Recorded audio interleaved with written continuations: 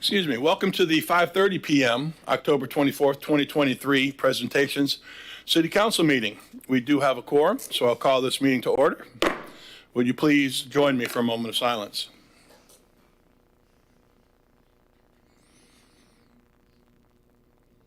And the pledge to the flag. I pledge allegiance to the flag of the United States of America and to the republic for which it stands, one nation, under God, indivisible, with liberty and justice for all.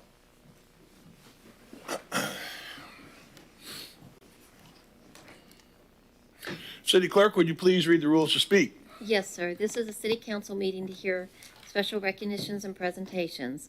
Council will not take formal action on the agenda items. All individuals wishing to speak may do so under petitions and requests. No sign-up card is required. Citizens will be given 3 minutes to speak. All sign-up cards and exhibits being submitted to City Council shall be placed in the box on the table. Thank you very much. City Manager. Good evening, Mayor, Vice Mayor. We're on special recognitions and presentations. The Employee of the Month for October 2023.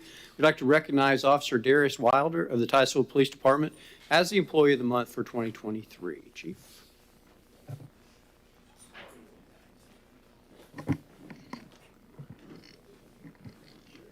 Good evening, and it is our pleasure to introduce Officer Wilder.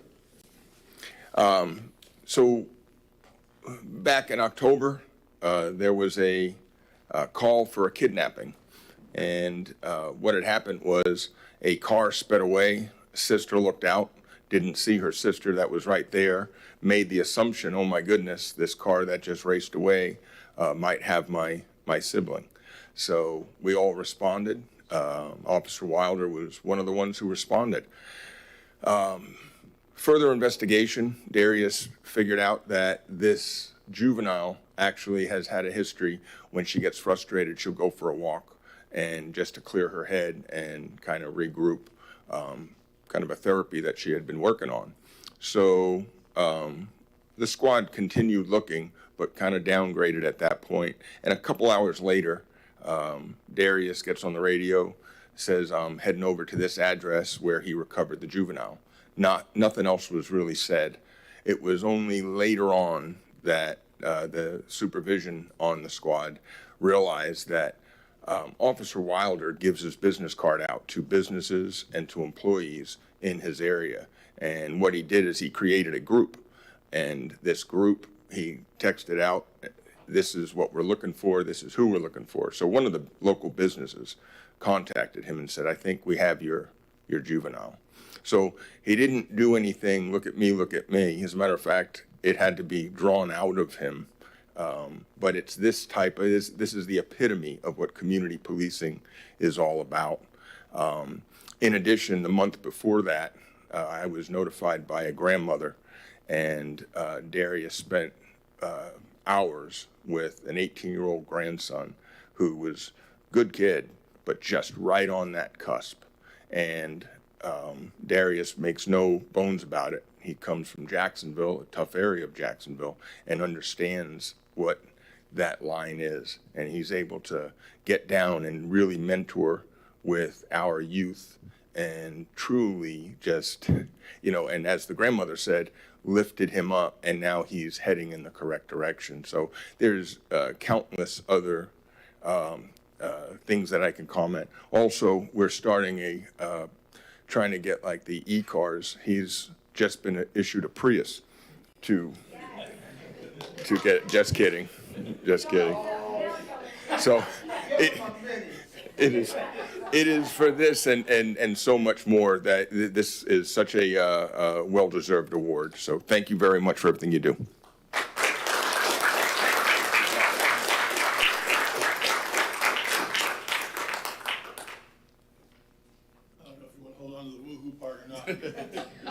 Anyway,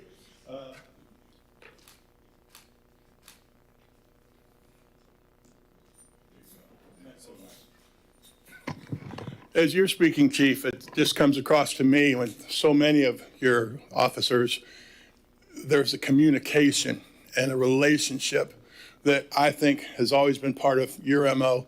And clearly, as I listened to how you solved this or moved on this, it's because of your relationships. It's because of the communication and it's the trust people had with you is how that works. And I'm so honored to be able to be here when you receive this award and to say to Chief and the whole department, that's your MO, relationships, trust, honor, and I appreciate that. And as a longtime football coach, I want to see where you play linebacker next.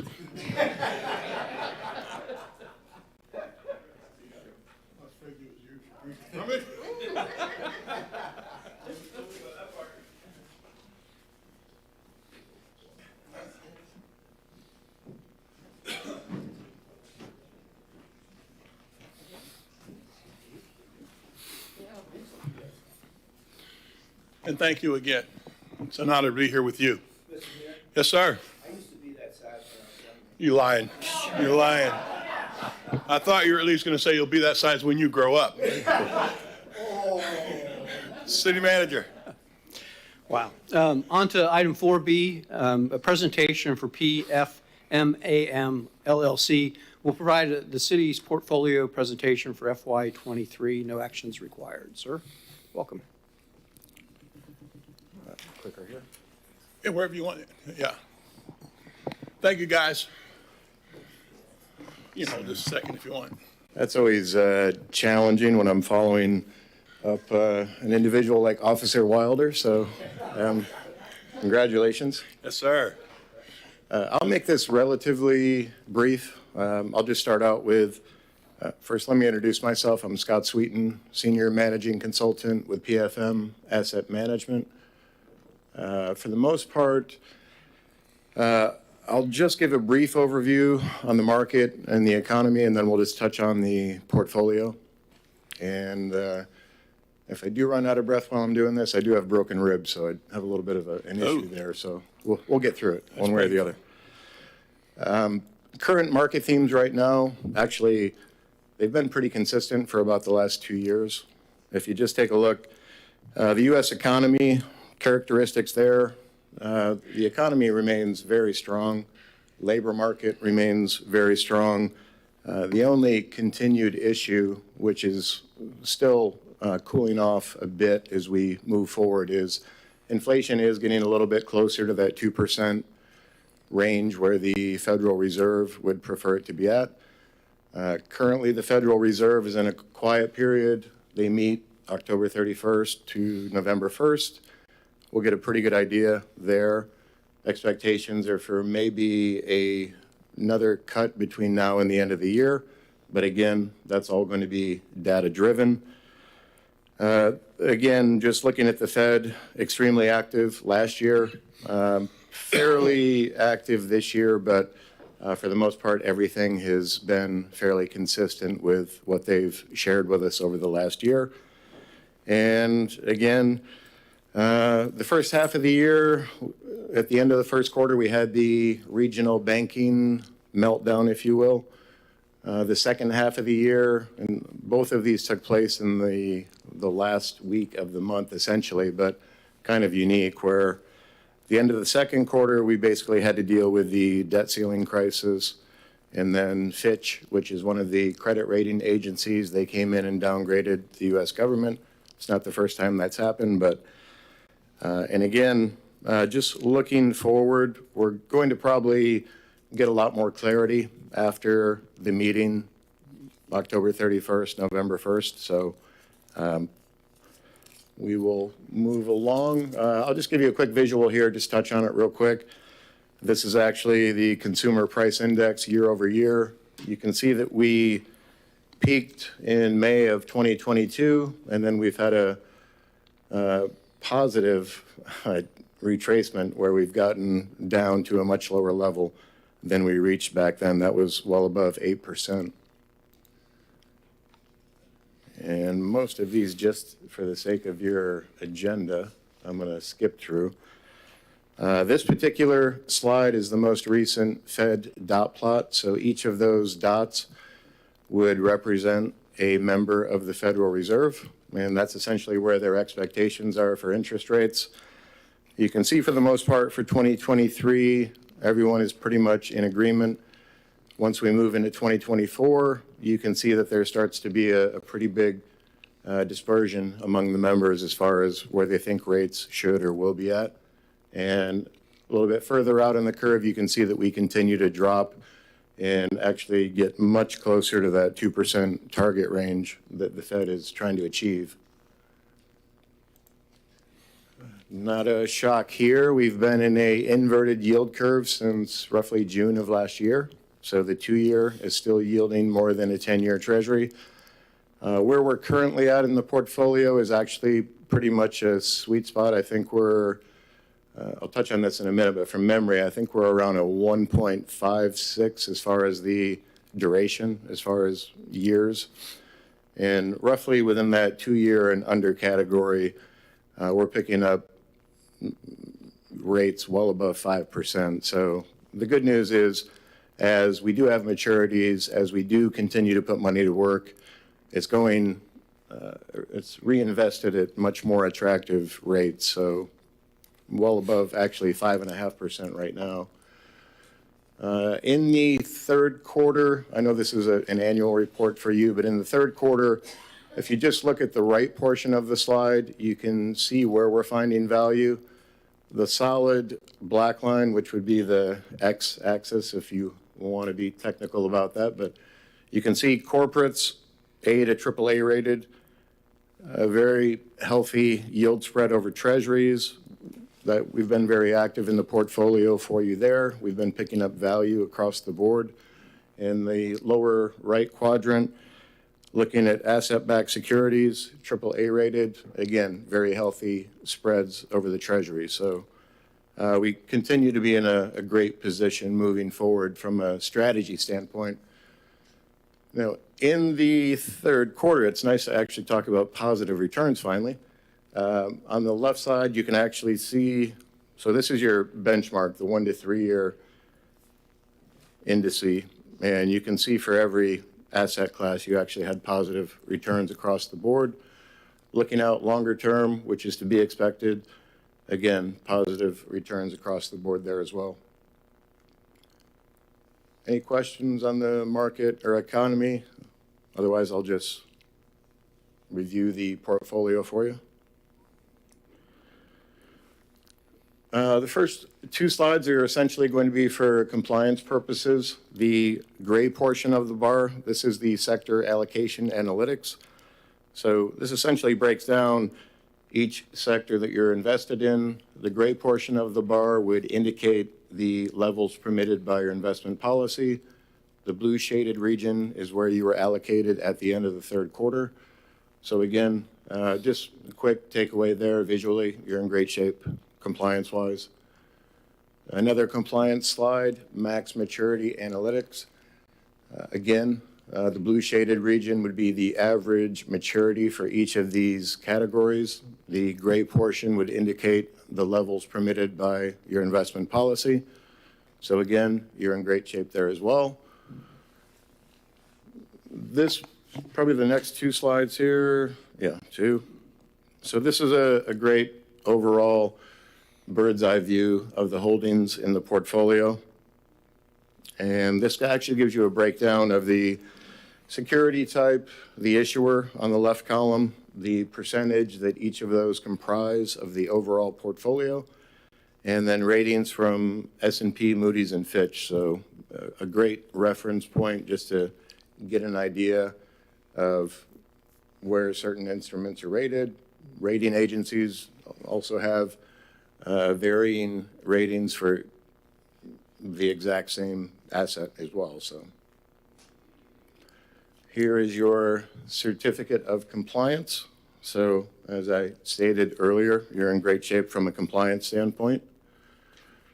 And just touching on the core portfolio as of September 30th, total market value, $52,410,081. The areas that I'll touch on really, yield at cost, 2.99%. That is what the portfolio was yielding as of September 30th.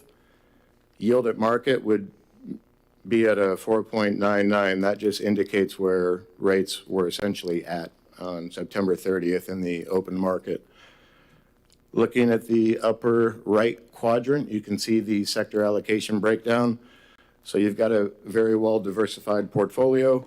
44% is in treasuries, which has served us very well. 23% in corporates, and then you can see the breakdown from there. Lower right quadrant, the duration distribution. The blue bar would be indicating where the portfolio is at, and the gray portion would be the benchmark. So again, you can, just a quick takeaway there, 58% is in 2 years and under as far as the time frame, and then you have another 24% less than 12 months. So very liquid to say the least, so you're in great shape from that standpoint as well. In the lower left quadrant, that is ratings just purely from S&P. These are actually repetitive. To give you an idea for activity in the third quarter, the blue portion of the bar would indicate purchases that we've made on your behalf. The gray portion would be maturities and sales. So you can see that we are active purchasing corporates and asset-backed securities. And for the most part, on the left portion, that would be primarily maturities or pay downs.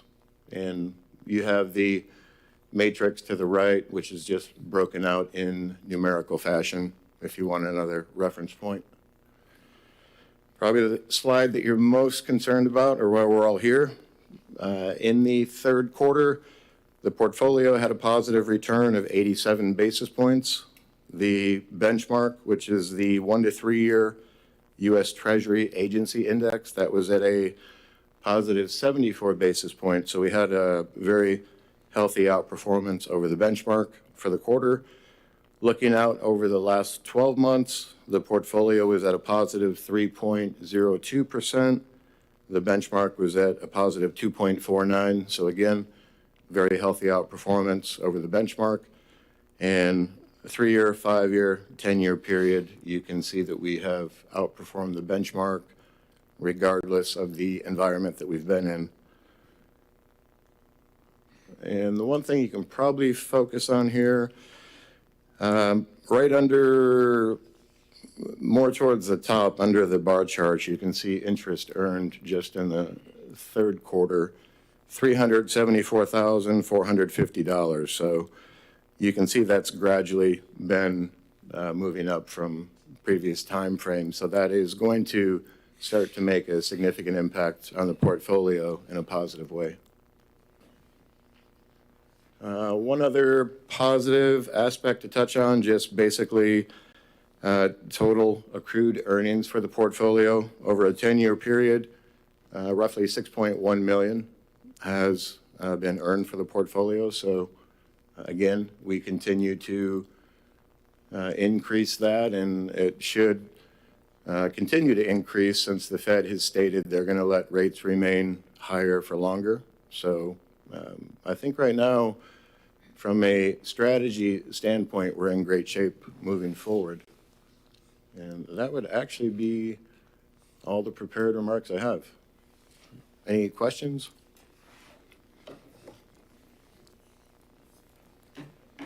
No questions.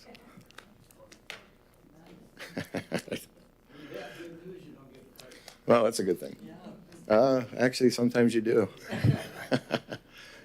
Well, thank you very much for your time. I appreciate it. I like the, when you say questions, something like, you said all I need to know, when I said we're in great shape moving forward. Mm-hmm. And that's the summary I would like to take away. So thank you so much. And again, I appreciate you got thousands of pages you could throw down there, I know. Mm-hmm. And you kind of hit us with the most important ones for us, so I thank you for that. Yeah, well, Terry obviously is very helpful. I had a lot of communication with her, and she essentially helped me figure out what we need to touch on. So just for the sake of the agenda. So. Well, thank you so much. I appreciate it. Thank you all. I appreciate it. City Manager. On to item 4C, which is the Code Enforcement Department will provide a video presentation of the services offered to the city and the citizens. Glenn. Good evening, everyone, and your code enforcement team is very excited tonight to share our spotlight with y'all, and we'll let it play. Then after that, I'll be happy to answer any questions you may have.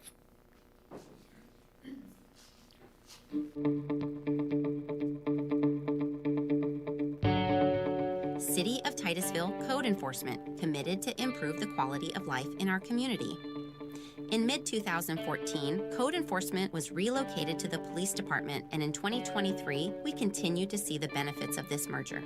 The city's Code Enforcement Division handles the prevention, detection, investigation, and enforcement of all violations of state statutes or ordinances regulating public health, safety and welfare, business activities and consumer protection, building standards, land use, or municipal affairs. Code enforcement's main strategy is guided by 3 primary objectives for our citizens and visitors. Ensure that all property owners are treated equally by creating a standardized process resolution for code violations. Prevent code violations, then resolve and only use the enforcement tools, such as the Code Enforcement Special Magistrate and/or fines when necessary. And create an efficient and easily manageable database of all existing code violations within the city. This overall strategy creates a predictable path for property owners, protects neighborhoods from long-standing code violations, and improves the efficiency of the code enforcement program and staff. Over the past year, the City of Titusville Code Enforcement Department has responded to nearly 5,330 reactive and proactive inspections and re-inspections collectively, along with assisting in special events and traffic control, all while maintaining a response time of 1 day for nearly all calls for service. The City of Titusville Code Enforcement Department provides the highest level of service to citizens focused on improving relationships and providing preemptive services to local businesses, an agenda for manipulating the built environment to create safer neighborhoods, real-time compliant initiatives, and civil proceeding process and procedure improvements. Code enforcement implements Business Trespass Program. This program was created specifically to help these businesses lawfully remove individuals trespassing on their property. The Business Trespass Program requires a simple registration with code enforcement, which will in turn provide law enforcement officers with information on business contacts. When a business registered in the program requires assistance, law enforcement is notified and officers can respond promptly to address the issue because of valuable information previously provided by the business via the Business Trespass Program initiative.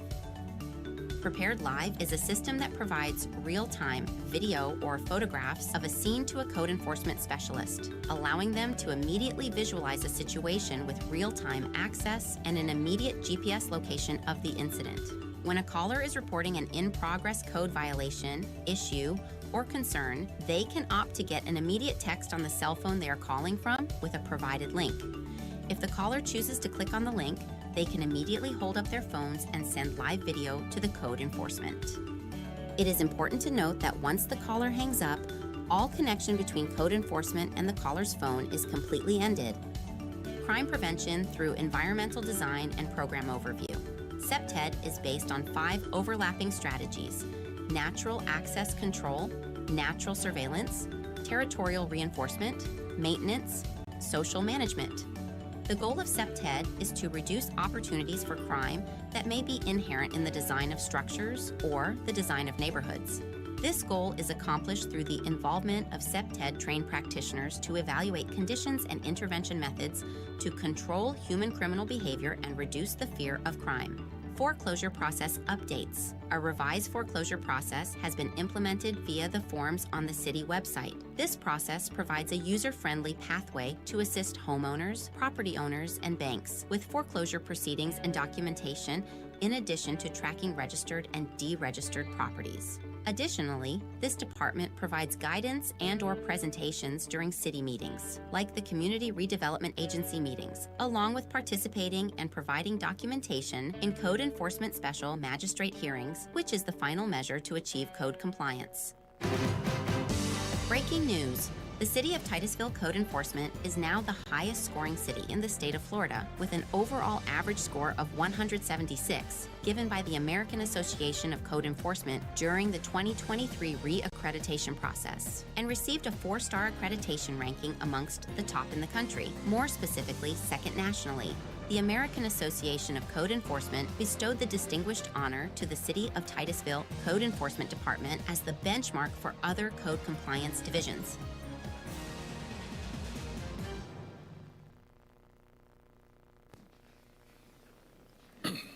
And again, it's these people here. I saw him on the TV. All of them. That's impressive. Number one in the state. Was it number two in the nation? Yes, sir. Wow, I didn't even know they ranked such things. That's impressive. I can just tell you from my own personal experience, whenever I've had an issue and just can go through city manager to you, it's acted on quickly. It's not something. Sometimes things can't be done immediately. They're somebody's messed with the yard for 20 years. It's hard to get in there and get it right in the day. But your efforts are very, very obvious, and I appreciate it. Thank you, sir. Member Stokel. Yep, I was just going to say, I think this is one of my favorite departments. Not that I'm biased, but I appreciate not only everything that you guys are doing, but you can definitely see the passion and the pride that you take in your department just by that award that you guys received. And I also, and I think we've talked about this before, just being able to report a concern and then having your cell phone there to record it. Yeah, wow. Just talk about being ahead and proactive of what other agencies are trying to do or trying to keep up with the times. So just appreciate the department and you for being forward thinking in that. Thank you, ma'am. And that's how you get to be number one in the state. I mean, it really is. When you're that far out in front of other departments, not departments, but other cities, that's pretty fantastic. Anything else? Thank you guys very much. Appreciate it. Nice presentation. Really a nice video, too. I hope you run that all over the state and show that. That's awesome. May I? Yeah, yep. Oh, 1 second, Vice Mayor. I, on code enforcement, did the community feeding a couple of months ago. Yes, sir. That was a very, very good thing. Thank you for that. Yeah, it was. Let it in the community know who you are and you're there to help instead of hurt. Thank you for that. Thank you, sir. Another one of those relationship things. And that's sometimes hard to do with what you do. I mean, it really is. So I appreciate that. City Manager. On to item 4D. City Council directed staff to obtain public input on the draft comprehensive plan amendment and the proposed changes to the land development regulations. 3 public meetings were held on September 18th and the 28th, as well as October 5th. More than 100 members of the public participated. Staff will summarize the public input, and at your November 28th meeting, staff will request specific direction on scheduling the transmittal hearings for the comprehensive plan amendment and direction on changes to the code. Mr. Parrish is here to provide you the presentation. Thank you, Mr. Parrish. I don't have a PowerPoint slides to give you. I was just going to summarize the comments that were generated at the 3 public meetings that we held. They're on page 100, 101, and 102 of your packet.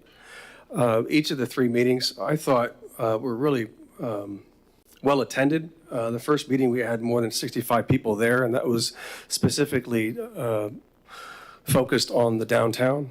And if you remember, this whole project that Kimberly Horn has presented to you is really focused on 3 major areas of the city: the downtown, the area just west of the downtown, and then the commercial corridors or the gateway corridors. So we focused our first meeting on just that topic.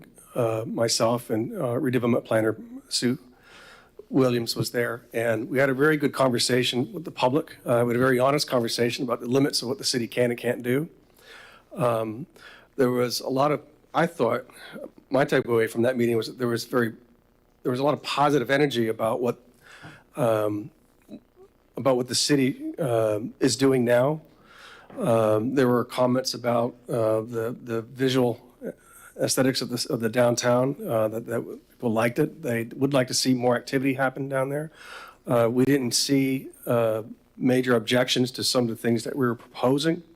There were certainly questions as to how it would work. For example, if you remember, there was one concept that Kimberly Horn presented to you about widening certain streets, or at least not widening, but allow for easements from property owners adjacent and making those areas more multimodal, and how that would work. We explained in this meeting and then even subsequent ones that this is a long-term strategy. Again, this is comprehensive plan policies to help with the guided growth and development in the next few decades. And then we will go into further with the next part of this project with the land development regulations, which we've also proposed in a more general way during these meetings. I did not hear, one of the major things I think that you were concerned about was this density pool idea for the downtown. And if you recall what that is, that has to do with the idea that density on a piece of property would be calculated based on the entire district versus per property. So if you recall, we said that there was a lot of underutilized residential density in the downtown. For example, City Hall will never have a residential density, but it will never have residential development, but there is residential density that is vested here. Can't that be utilized somewhere else if a developer could potentially accumulate that on one piece of property and be able to meet all the engineering and other development standards to be able to do that? We didn't hear major objections to it. At least I didn't hear that. So this is something that we're going to continue to bring before you, and we believe it's a pretty important aspect of this comp plan project to be able to allow this in certain areas of our downtown. Right now, it's presented to only be in the downtown district, sub-district. If you remember, there's several zoning sub-districts of the downtown, and this would only be applicable just in that downtown area. So we've estimated about 2,000 residential units could be accumulated or utilized in various areas of the city, of the downtown area. Going on to page 101, the next meeting we had was the following week. Senior planner Christy Anderson, myself attended this meeting. We only had 12 attendees at this meeting. I think mainly because we did not send a postcard to every property owner along the commercial corridors. That's how we got a very good attendance at the first meeting regarding the downtown portion of this project. We sent a postcard to every property owner, and I believe to every business owner as well. On the commercial quarters, we sent out a Facebook post on the Facebook blast, paid a little bit extra for that to happen. Also, we have an online or electronic newsletter we sent out. We have quite a good distribution with that. And so we had 12 people who attended, some of them actually who attended the original workshops that we started with back in 2017, in the fall of that year, with this Titusville Tomorrow project. So they were curious about this overlay land use language we proposed in the comp plan and the overlay zoning tool. What I'm talking about is this density or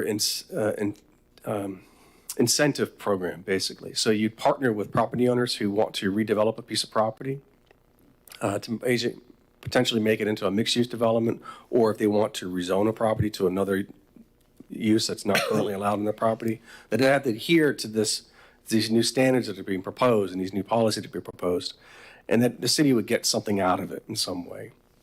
And so I won't go into the details of that, but we described that a little bit to them, to the public, and we didn't hear a lot of concerns, but they were curious how that works. For example, the consultant suggested a 50 units per acre density on some areas of the commercial quarters.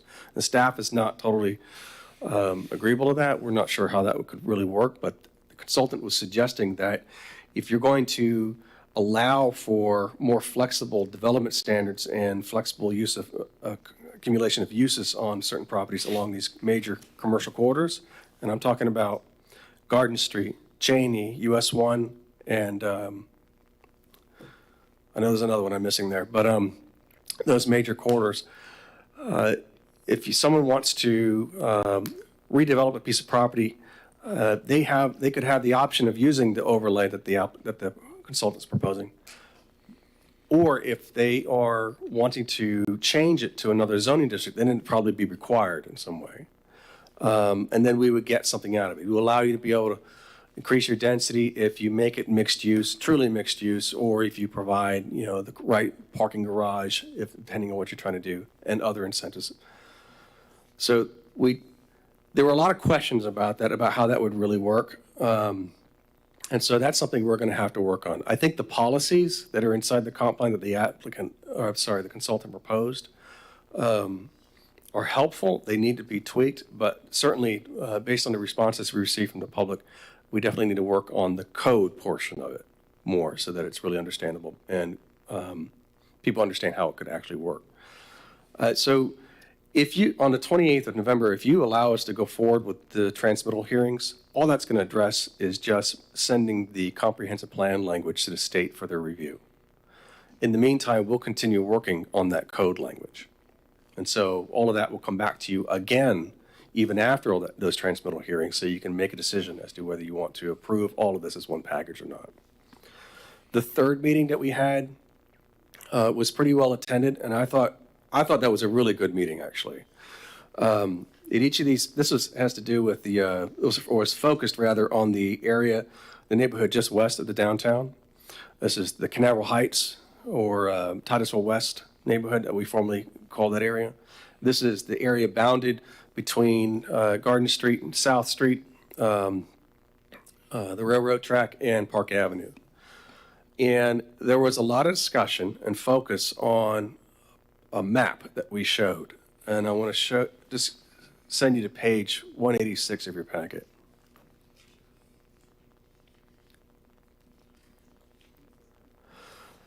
So you see that map, what the consultant is suggesting is a little different from the other two study areas. This area, they were suggesting that we should increase the area that we currently have designated as urban mixed use, which is a land use category, to a much wider area.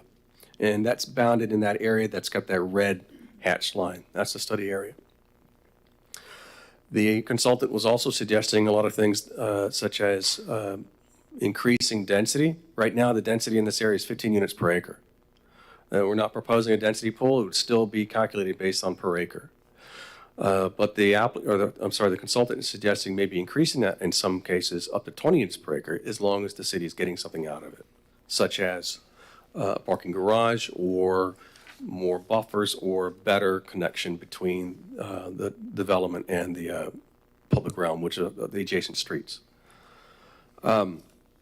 Again, I won't go into details of what all those incentives are, but we did receive a lot of comments back, and everybody wanted to focus just on this map. There were a lot of questions about what zoning is and how it works. So it was an education opportunity as well to teach everyone how zoning works and how the city reviews and approves development proposals of all types, whether it's through a permit or a site development permit or even a land use change. Each of these meetings, we started out with a topic just to kind of as a feeler. The CRA or the downtown meeting, we started out with showcasing some of the projects the city is doing, such as the pier at the Veterans Park. We showcased some of the images from that, and then we also showed them the story map that the city created, which is an online interactive map that shows where the sewer main project, replacement project, is happening along Indian River Avenue. Then we went into discussion. The second meeting about the gateway corridors, we showed everybody how to use the online GIS maps and find information about particular projects. And so everybody appreciated that. The third meeting, we started out the meeting with historic preservation. And we showed some information where you can find information about historic preservation in the city of Titusville. But during the discussion about this portion of this project, we talked a lot about housing. There were a lot of questions about, are we going to be pushing people out? Are we going to be causing people to lose their homes? And so again, this was an opportunity for us to kind of iterate to the public what the limitations of the city is as far as development and preventing things or allowing things. And so, for example, we answered questions about the rights of a property owner to be able to sell their property to someone who wants to pay for it. And so we can't get involved in a financial transaction, a private transaction like that. So then the question was, well, what if many people decide to move out, and then you have certain people who are still there and they want to remain there? Well, there are many tools that the city could consider that are beyond the scope of this project, but should be maybe considered later on. And certainly you've given us direction on several affordable housing initiatives already, such as the inclusionary zoning and the linkage fee study that we're going to be doing. So we described several options that we are aware of and that we've learned from other communities about how to address those issues. We also reiterate to everyone that there are programs available with neighborhood services to allow people to be able to rehabilitate and revitalize their homes. So there was an opportunity to educate the public about some of these programs beyond what we were initially discussing as well. But overall, I think there was, in this particular meeting, there was a mixed response as far as what we were really proposing. I think the policies, as far as the comp plan policies, I didn't hear a lot of objection to those. I thought I heard some concerns and questions about how the code will be written to allow certain types of development. Now, when we showed some of the concepts the consultant suggested, and if you recall some of the presentations, they showed houses on really small lots and concepts of what you can do on a 40-foot wide lot or a 55-foot wide lot. We didn't hear a lot of objections to those.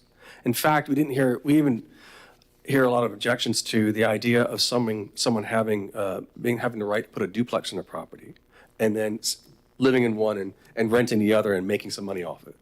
And what's wrong with having someone be able to have that right to be able to make some income? I was honest with everyone about the idea of having a mixture of different types of housing in the same neighborhood. And this neighborhood is unique because it has a good bone structure to be able to allow that. And in fact, there are many examples in the city that have that kind of development pattern as well. So overall, I thought it was a very good discussion. I didn't hear a lot of objections. I heard after the meeting, Eddie and I got a lot of appreciations for bringing this information to everyone and that they want to be involved. So we've got a very good list of people who want to be involved in this, and we certainly believe we are going to be scheduling some additional meetings related to this if you allow us to go forward with this process. So again, on November 28th, we'll come to you with requests for direction to schedule transmittal hearings on the comprehensive plan amendment policies. If we do that, go forward, if you approve that, that'll go to the state for review. In the meantime, staff will continue working on the code portion of this project, and we'll hold additional meetings with the public to work through those particularities of the code. After all that's done, then it will come back to you for final determination. Well, first of all, good job to you and your team, and I really appreciate the communication that I'm seeing and hearing. And good job to the citizens, because the input that I read is solid at every angle. I just don't see anything that the community has missed. Excuse me. So it seems like we're going the right direction, and that's to communicate, and I appreciate that. Member Nelson. Hey, thank you. Brad, do we have an idea of what kind of density we want for the gateway corridors? So a lot of the density along the commercial corridors is primarily governed if there's density allowed. Because remember, some categories don't allow residential along those corridors. So along US 1, for example, you'll drive down and you'll see level, I don't know if you have the maps in front of you. We have land use maps we've given you once before. We can certainly give them to you again. But you'll see commercial land use doesn't allow residential. Then you see residential or multifamily or high-density residential land use. That only allows a residential development. So most of those categories that allow residential is 15 units per acre, but in some cases, it does allow you to go up to 20. The shoreline mixed use is one of those. The urban mixed use category goes up to 15. The downtown allows you to go up to 20, and in some cases 30. So I think 30 is the highest that we have. So does the staff have an opinion as to what would be appropriate? Because I'm not seeing 50. 50 seems. Sure. If you recall, we did the draft 2040 comprehensive plan that we presented to you. We had proposed mixed-use categories along those commercial corridors with a maximum density of 15 units per acre. Okay. So I think in some cases, it could be appropriate to go up to 20 and potentially maybe 25. I think 50 might be pretty high. Okay. So we haven't really evaluated it yet. And the other question I have is looking at, I'm going to call it Titusville West. I guess that's a good compromise. I sort of understand what they're saying about the height restriction, that they don't want to see 5-story, 6-story, 7-story buildings in there.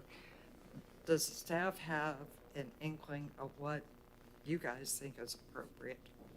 Sure. So the current zoning districts on that area, that study area, go up to 35 feet. I was throwing out all kinds of words at this meeting. Even everyone was there correcting me. So basically 3 stories. yes. Okay. Now, I have to look back to see what the applicant suggested. We do have the packet in here, or I'm sorry, the consultant suggested as far as maybe potentially increasing that with incentives. Because certainly if you're going to allow 20 units per acre, that might push someone to be able to say, well, 35 feet is probably not going to work. So why not allow a little bit more? Okay. Okay, thanks. Member Stogel? Yep. Piggybacking off of Councilmember Nelson, when it comes to the density, I feel like I heard in all three of the areas, the consultants proposing an increase in density. Do we know why that is exactly, or summary? Is it the same reason for all three areas, or all three areas different reasons for proposed increase in density? Well, remember the downtown one, they're not proposing to increase the density. Well, They're not increase, proposing- but it would result, I think, in an increase if they're using the density pool, which is fine. I just would like to know what is their vision or what's their reasoning. Do they feel like it looks better? Do they feel like density makes more sense in these areas as opposed to other areas? That's Sure. what I'm just not clear on. So what they're suggesting is that allowing some density, typically, the more units you, like, for example, we've had one case here last meeting where an applicant suggested I need to have 200 residential units in my development or the development's not going to work. It comes down to numbers and financing. So yes, is that one of the reasons where they feel like it would actually be able to be developed if we increase density versus staying vacant? Like, I don't know, when I hear them saying that we're proposing increasing density, where's that coming from? Like, Sure. what's their justification? So with every development, there's a balance between what the developer or the applicant really wants that makes financial sense for them to have an incentive to be able to do some development on there. And if the city really wants a redevelopment, there's got to be a give and take in some way to be able to allow for that accommodation. But then you don't want to give away the farm either. You want to get something back. So what the consultant was suggesting is that in the downtown, for example, if you're going to allow somebody to utilize the full potential of the density pool, make sure you get something out of that. And so they included some ideas of what those incentives would be, what the city should be able to work with the property owner to be able to do. So their max density is X, but then if they want to go above that, and that's true of the other study areas, the city should be proposing, or the applicant should incorporate these other items. So would it be fair to say for the downtown area specifically that why we haven't seen as much action or growth in that area would be because it's not very attractive to developers to develop in that because of the not having that density pool? That's what I'm just trying to get at. I've heard that, yes. Okay. Places like Melbourne, I found out recently, has 100 units per acre in their Okay. downtown. Cocoa Beach, or I'm sorry, the city of Cocoa did that just a few years ago to accommodate a particular development. Now, we could certainly attempt to Okay. do that, but I think there'd be a lot of objection to it, which is why the consultant suggested this density pool option. It Okay. actually doesn't increase the number of units that FDOT would be concerned about. Gotcha. And then what about, would that be the same for the corridor area in Titusville West, or what is that reasoning for that potential increase in density? So just to be clear, that the consultant's not suggesting a density pool for the other two study Correct. areas. But they are suggesting a slight increase in the study area of the Titusville West or Canaveral Heights study area of from 15 units per acre to 20 Okay. with some caveats. And then on the commercial quarters, the gateway quarters, they're suggesting going up to 50. Now, how that exactly works, that's what we're still trying to figure out with the consultant, how, the nuances of that. But that's a pretty significant increase, so what would the city really be getting out of that? And maybe it's only appropriate in certain areas. What is the current max right now? So it depends on where you are. Okay. Most categories that allow residential can allow 15. The shoreline mixed use land use category, I believe, allows up to 20. The downtown covers several large segments of our commercial quarters, and right now that's at 20, in some places 30. Okay. And again, are they proposing, I would venture to say, to fix some of the areas that haven't been redeveloped or developed? So that's what their focus is on, is what are ways that we can get this to be a little bit more enticing for somebody to develop there? Correct. If you remember, one of the concepts they suggested on the commercial quarters was a already developed strip center off of Cheney Highway. Mm-hmm. And they showed a couple of concepts of long-term what could potentially happen there if we allowed this kind of these policies to be adopted and this code to be adopted. Okay. And then the comp plan changes that are in our agenda packet, is that what will be presented to us November 28th, or will we get something different? Or can we go ahead and look at this? This is what we'll present to you. There may be can a study few this. tweaks Okay, but for the Go most ahead. part, when you come to us for direction, study what's in our packet to be prepared if Yes, we ma'am. like that or want changes. Okay, and then lastly, I just want to say thank you for the outreach you did for those 3 different workshops. I saw them on Facebook being pushed out, sponsored post, and I just appreciate us trying to be proactive and getting the community involved as much as we can. So, thank you. Yeah, I think that communication both ways was impressive, and I think the people agree. Vice Mayor? Yes, Brent, this is just a question of curiosity. With the power plant sitting right in the middle of that, tell me about the safety concerns as far as height and proximity to that. Or are there any concerns? So you're talking about the area, so I'm looking at page 186, I'm looking at an area that's industrially zoned. Is that what you're? Yes. Okay, off of Garden Street primarily, or Main Street? No, right there off of Main Street. Okay.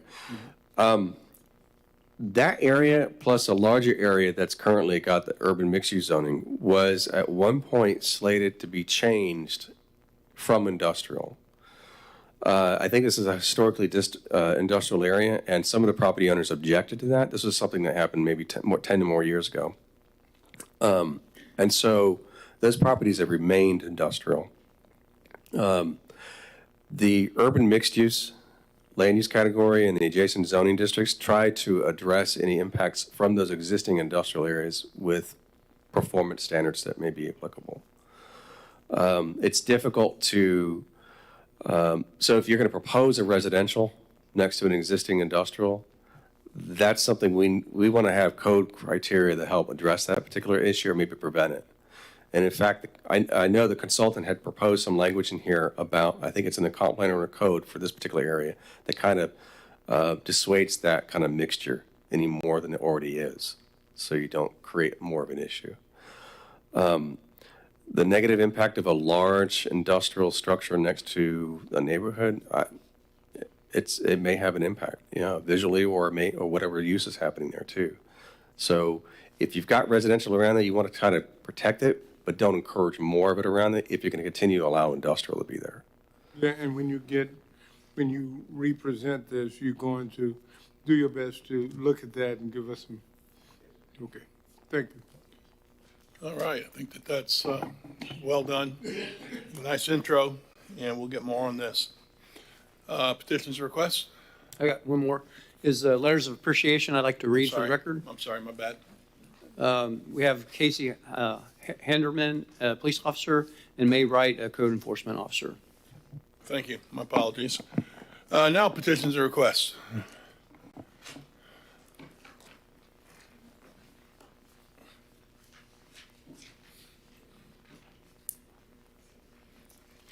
Shifalo, Tropic Street. There's a tsunami coming to West Titusville, locally labeled Canaveral Heights.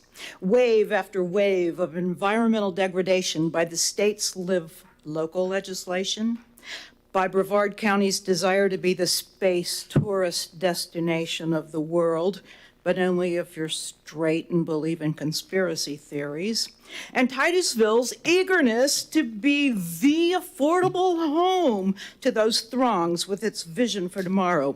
Now with the CDBG grants, and the NRSA has money for development in this target area, my poor little old neighborhood is ground zero for the tsunami of gentrification. I like looking out across the skyline in my neighborhood from my historic home across single-family homes, 1 and 2 stories, hidden among the large oak trees and tall sable palms. Height restrictions, Ms. Stokel, make this possible, and the loss of this control will be detrimental to the physical and psychic bodies of the citizenry. The loss of trees and the building of structures to obstruct vistas and sunlight and wind patterns is detrimental to the quality of life we bought into when we purchased and established our homes in a settled environment. Most of the proposals made by Kimley Horn are good for this economic and environmentally deprived portion of the city, although in the light of the Live Local Act, it's going to be a moot point. but many of the recommendations do not jive with either the reality of this area or the dreams of the people of this area. Kimberly Horns proposes neighborhood overlay district for this former Joinerville area. So did your Historic Preservation Board. However, that vision is vastly different. The HPB saw a unity in signage and an image of the area, an homage to the origins and ancestors of the once vibrant area, an infill of single-family and small multifamily units kept in style and scale with the prevalent architecture and amenities that aid the community, not make us a bedroom for downtown. The HPB secured a $50,000 grant to document this historic area, and I hope we can accomplish this before the area is overrun with gentrification. So I'm not opposed to the redevelopment of my historic neighborhood. However, I am encouraging thoughtful, cohesive planning for this area, especially as development requests come in. I urge you to direct staff to be very careful approving applications for this target area. Please. Thank you. Thank you. Next petitions or requests. Stan Johnston, professional engineer, and thank you to our forefathers, because if it wasn't for them, I think you guys would have shot me long ago. And that's the way it's going here, is that you didn't read my email I sent to you yesterday, apparently. It's talking about the city of piss and poop and what's going on with your city manager and you guys. So let me read you the conclusion of this. It has to do with you guys and your negligence and your dishonesty and fraud, especially if it was led by him, false reports. So here's the conclusion of this email. Conclusion: counsel, that's you guys, and city's horrible problems with errors, dishonesty, false reports. By the way, I'm going to ask for 10 minutes. Violations of many laws and council's woefully unmerited, listen to this, woefully unmerited, perfect exceeds expectation evaluations on all 125 counts of city manager Scott Larice, who is an open and notorious fraudster. This is right here. This is here. And I've got ORB and pages, affidavits and so forth, fraud. That guy right there over there put his head down. And so look, this fraudster, that's ORB 8506, page 1374, who is guilty of the $70,000 fraud, which I just showed you. And you seem like ignoring it, spraying women and children and babies with piss and poop, and more than 20 other serious problems, which I've identified to you and even in my business card. And so this can be used as a basis evidence against you guys, charging you and city manager with collusion, conspiracy, and foolishness to cover up. That's what it appears, what you guys are doing. What did I say? Collusion, conspiracy, and foolishness, including you're covering up cities' errors, gross negligence, false reports, and violations of many laws by making him like he's almost Jesus. He's got perfect, 125. This is not Jesus. Okay, so this is within, understand, you're talking to somebody this is within my jurisdiction as a registered professional civil engineer, all these areas in my jurisdiction. So I'm going to be the one on the courts. Okay, I'm asking for more minutes. When it comes to, if it ever gets to court, so I'm going to be a witness against you for your open and notorious dishonesty and open and notorious failure to protect the health, safety, and welfare of the public, of the people, including spraying piss and poop on women, children, and babies. That's nonsense. That's nonsense. What did I say? It's nonsense. It's irresponsibility on your part. It's not feed my sheep. It's time. More time? Anybody want to spend time? I don't see think no so. motion. Thank you. Anyone else?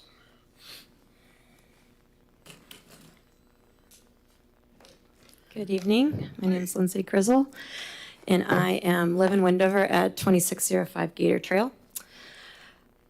I have done my best with my influence over Windover to communicate the challenges that the Live Local Act brings to you, planning and zoning and staff. The community needs to be aware of this law and the hands that it ties to of our local government and their ability to execute appropriate city planning from here on.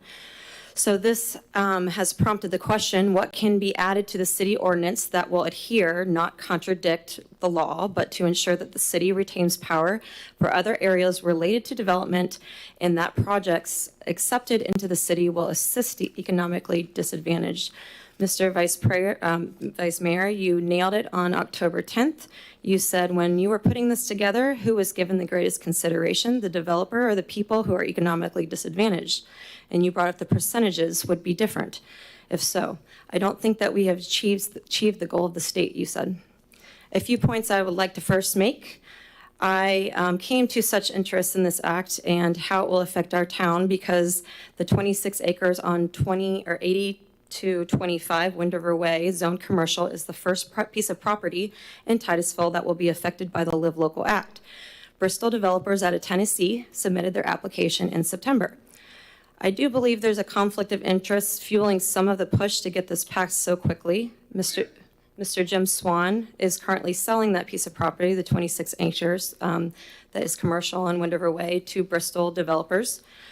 Mr. Cole Oliver has been before you in planning and zoning, giving recommendations on the language for this ordinance and encouraging its rapid adoption. Mr. Cole is actually the legal representation, the attorney for Bristol developers. And then come to find out, he's also the son-in-law to seller Jim Swan. So Mr. Oliver is helping his wife's dad sell the property, legally representing the developer buying the property, and consulting with the city on the ordinance language that would that the property will be developed on. I think it's important to look at this piece of property in particular as the representation for what will come if the ordinance language is not carefully adopted. This commercial piece of property is wedged between 95, 405, and 50. There is no consistent public transportation, no walking paths to grocery stores, no crosswalks to get across 50, no easy access to schools. It's a horrible piece of land, and to put an apartment complex, a large apartment complex, let alone residents with low income that require appropriate supports. With the current code regulation, Bristol is required to have 2 access points onto Highway 50, as far as my knowledge. This would directly put them onto 95's north exit ramp, where all the Greyhound buses line up. Can you wrap up in 30 seconds? No. 1 minute, that's what we're going to get you. Okay. Go for a minute, see what we have. Okay. 1 minute.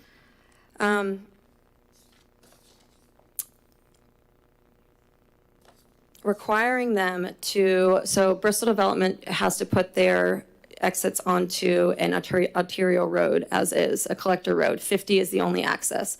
They're not able to do that because that would deaden them right into the exit ramp of 95. Therefore, they have their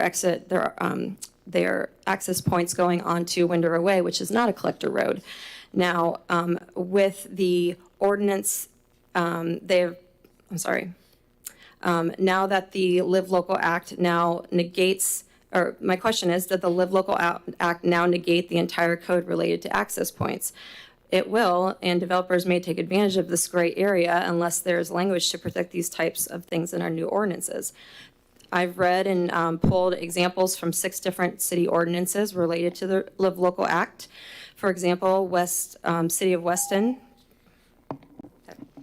Finish up those real quick. City of Weston says, with the exception of allowable density, height, and land use, the project may must comply with all other developmental approval processes.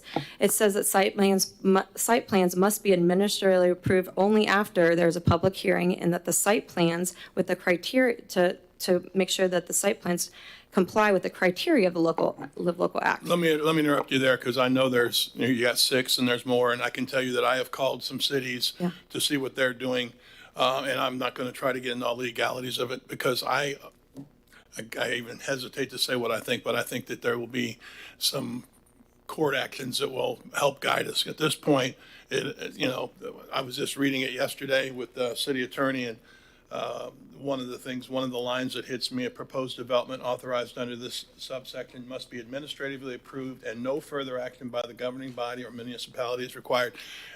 There's more to it than that, but it just says to me, they really don't want us to have a lot of say when, if it's done where it needs to be done, for us not to have any say. I think it's still very early, and you're right. We won't have one of the first ones. I talked to somebody in another city. I won't use their city because I know they don't want to get involved in it. But they've got 2 applications going right now. I think down south they have another one going. So I think these are all going to come to a head in some sort of way. But right now, I think that the state legislature, when we all read this in July, it was like, well, we just, this is some more loss of home rule, some more loss of city versus state. I understand your concerns, and I share many of them. Sure. I'm not real happy when they come and say, well, guess what? You guys don't get to do this anymore. We do this. And they have no idea about our city. I shouldn't say they have no idea. I'm sure I'll hear about that. But that being said, anybody else have any comments? Yeah, we appreciate the concerns, obviously. Like I said, I was just meeting with city staff yesterday and have the law in front of me, have it highlighted. And there's so many areas where it's basically, this is not for your municipality to decide this. If it meets this, you can't say a word. So there are concerns, and I think you've expressed yours very, very well, very articulately.